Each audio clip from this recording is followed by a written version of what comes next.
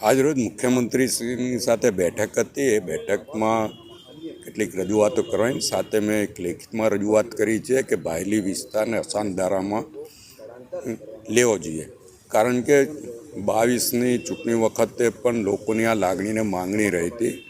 બાયલી વિસ્તાર ખૂબ જ ઝડપે આગળ વધી રહ્યો છે અને ખૂબ જ વિકસિત વિસ્તાર તરીકે આજે વડોદરા શહેરમાં બાયલીનું નામ છે।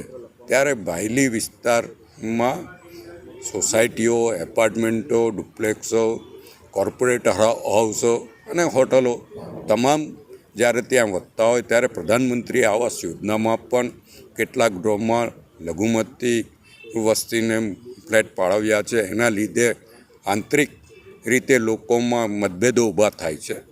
એ જ રીતે તાંદલજાથી કેટલીક વસ્તી બાયલી તરફ વધી રહી છે, વાસણા તરફ વધી રહી છે। આના લીધે પણ લોકોમાં એક દહેશતનું વાતાવરણ છે અને લોકોની જે લાગણીને માંગણી હતી એને મેં વાચા આપી છે અને લોકોની લાગણીને માંગણી મુખ્યમંત્રી સુધી પહોંચાડી છે। આનો જે પ્રોસિજર છે એ પ્રોસિજર કરીને ત્યાં અસાનધારો લાગે એવા પ્રયત્નો સરકારમાંથી કરવામાં આવશે।